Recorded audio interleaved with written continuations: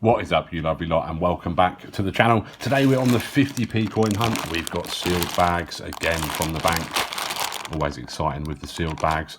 Older bag though, pre-Christmas, 18th of November, so who knows what this one is going to bring us. Let's get it open and get this hunt underway.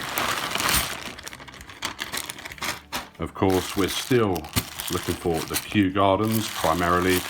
That's the only one we haven't found apart from the brand new Platinum Jubilee coin, but I'm sure we'll find one of those in due course. So on our quest for Kew Gardens, we started the Kew Gardens fund, and up there is how much we've got in it so far after just 2 episodes. And once we find enough value in the keepers, adding it on each time, we will buy ourselves a Kew Gardens because they're so hard to find. This is episode 138. There's a Commonwealth Games from 2014, Commonwealth Games Glasgow, pretty common one that. Always nice when it comes out that way round, so it doesn't worry you that it might be a Kew. Here's a 2020, what's this going to be? Our first diversity of the hunt. We might be seeing a few of those today, again, very common. All right, let's do it. We do have some questions from previous coin hunts to get into as well. If you want your question answered in a future hunt, then leave it down below. There's Tom Kitten, he's pretty common as well, but nice to be finding a few different bits already. And today's questions come from the comment section of this video. We will get into those very shortly.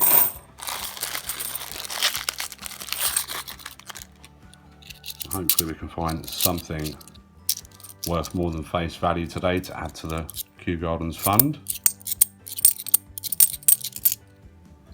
There's something. It's a Battle of Hastings. This unique obverse on this coin. 2016 Battle of Hastings. Not worth a fortune, but we'll add a little smidge into the Kew Gardens fund. Every little helps, so they say. Somebody says.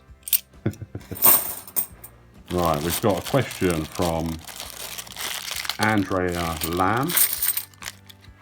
Andrea is saying, I've only just bought some bunk coins from the raw mint. In your opinion, is keeping them in the card presentation best? Or should I put them in capsules or flips?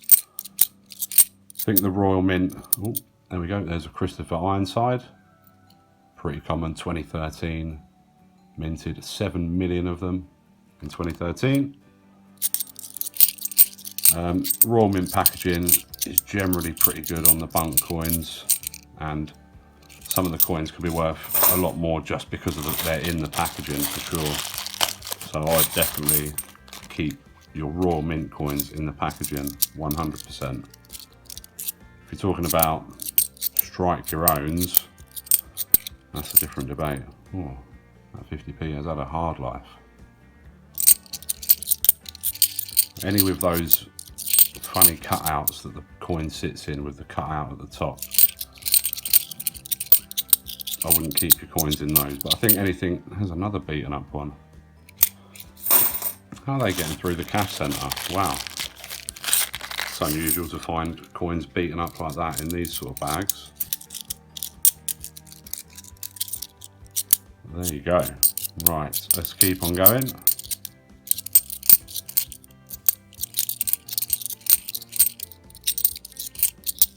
Yeah, capsules and flips, especially capsules for your better coins, are good, but the raw mint packaging for most coins adds quite a bit of value compared to if you've got it in the change checker, blue card.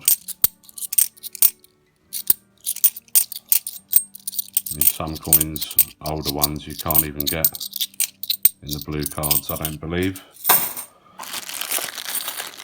You can get your own blue cards and put them in. It's the other thing to be aware of these days with those blue cards. Right, come on, where's the coiny goodness?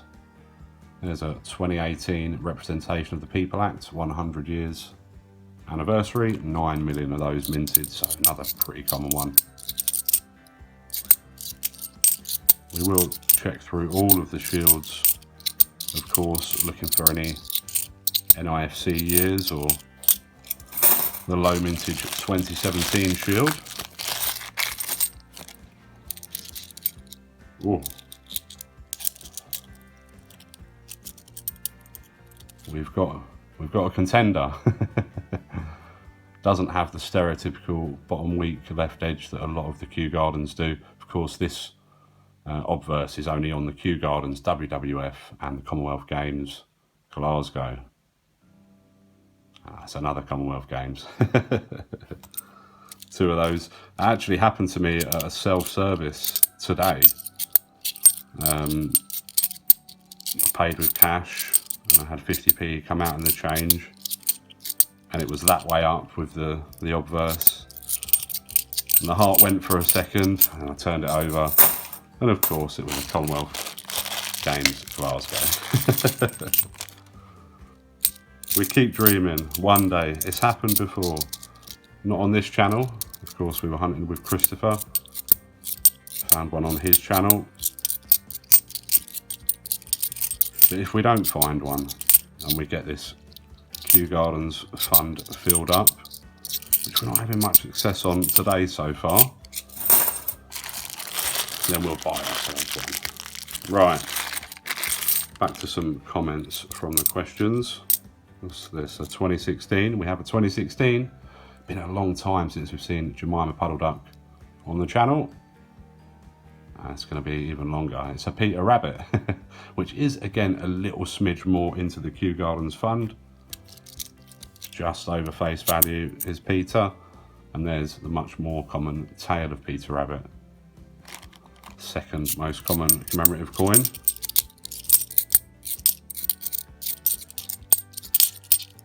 Right, yes, so questions from the comments. We've got one from Tom's World Coin Hunts.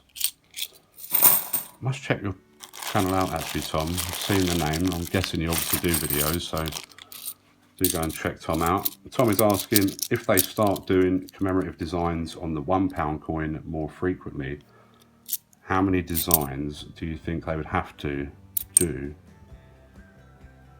for it to be worth hunting them like the 50p's and £2? Sorry, I couldn't read for a second there. Or is it more a case of scarcity than diversity? Good question. Of course, we were talking about the announcement that there is going to be a commemorative £1 coin coming out soon. In this episode that we've got the questions from, there's another tale of Peter. And yeah, it is a tricky balance, I think, because take the 10p's, for example. Lots of designs. Oh, there's another Battle of Hastings. A little bit more money into the Kew Gardens fund.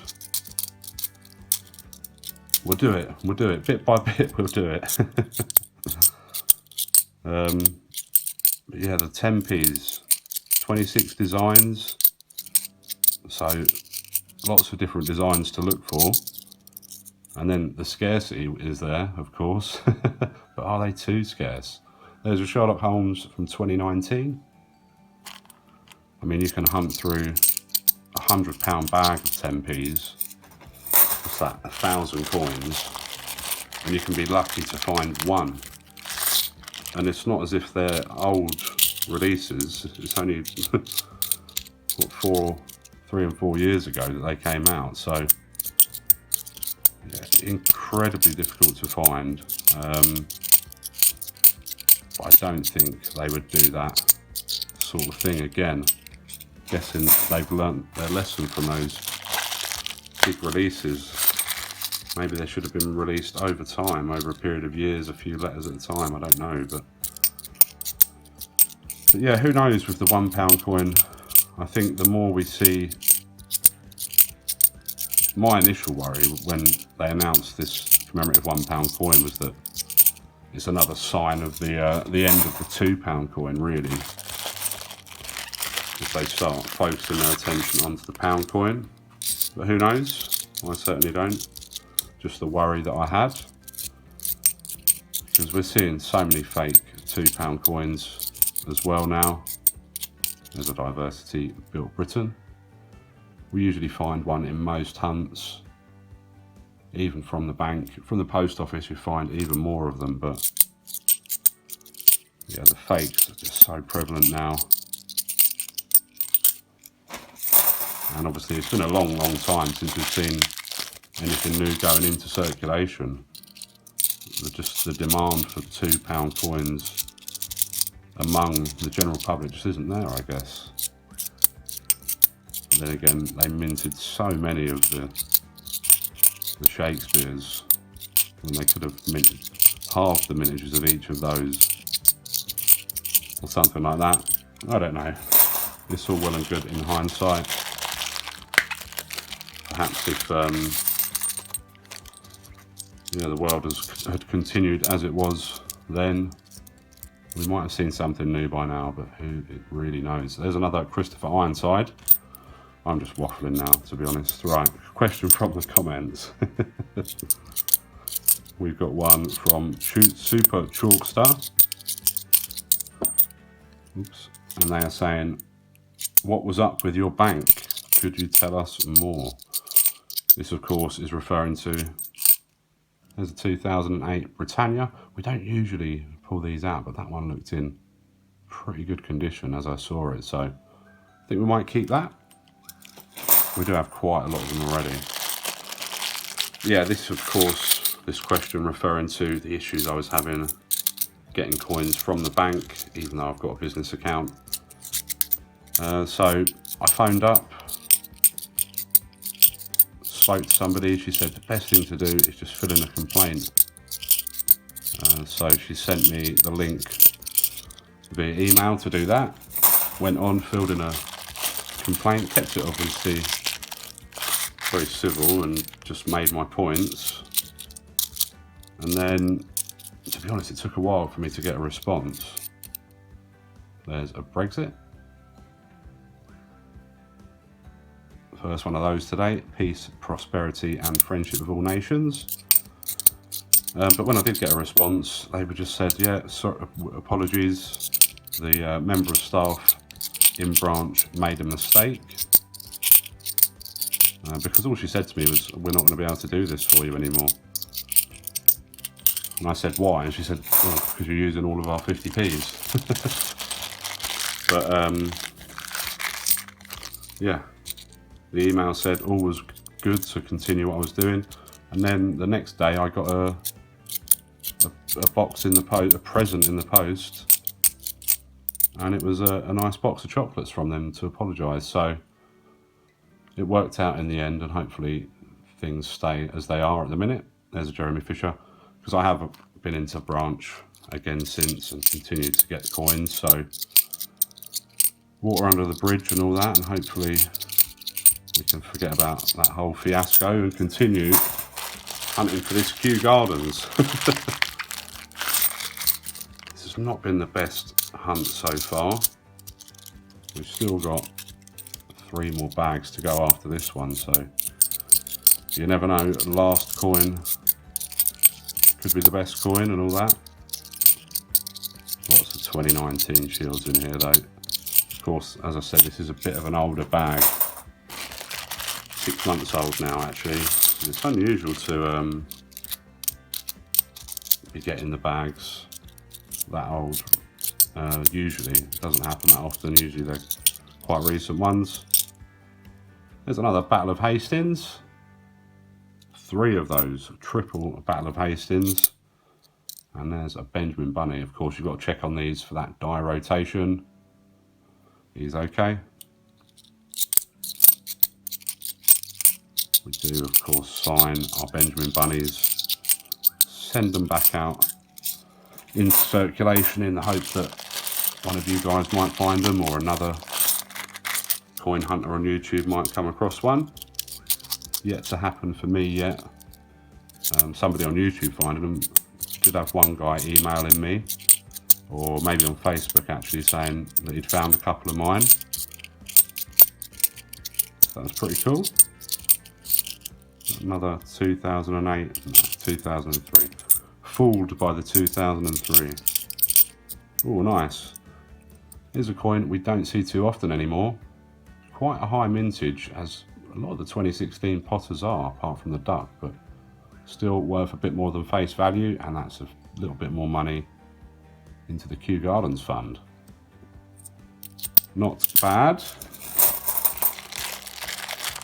Right, come on, last bag. Save the best for last. Thanks for sticking with me if you have. Smash that thumbs up. Of course, subscribe to the channel if you're not subscribed. Come and see us again. Some more coiny goodness, hopefully better than this. There's another Brexit.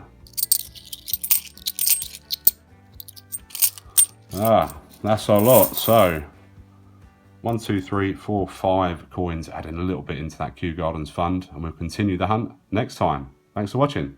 See you later.